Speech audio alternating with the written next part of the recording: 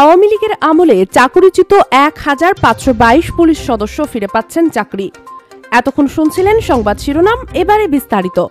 ইস্পাহানি মির্জাপুর শ্রেষ্ঠ ব্লেন্ডের অনন্য স্বাদের দারুণ চা। এই সতেজতা, ঘ্রাণ আর মন কাড়া স্বাদের তুলনা। চা যদি হয় ইস্পাহানি মির্জাপুর, টেস্ট হলেও লাইফটা ভরপুর। স্বৈরাচার আওয়ামী লীগ সরকারের আমলে চাকরি হারানো ১,৫২২ পুলিশ সদস্য তাদের চাকরি ফেরত পাচ্ছেন।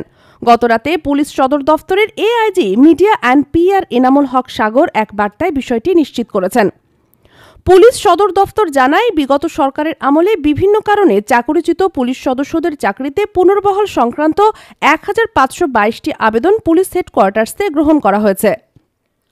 তবে যারা বরখাস্তের আদেশের বিরুদ্ধে বিভাগীয় আপিল করেননি, তাদের পুনর্বহালের বিষয়টি বিবেচনা করা যায়নি বলে জানিয়েছে পুলিশ সদর দপ্তর।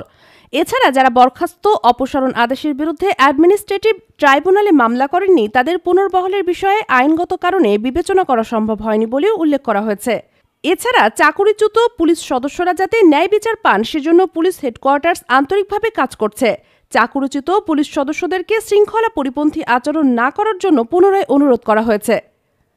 এটিভি সংবাদের সাথে থাকার জন্য ধন্যবাদ সবাইকে।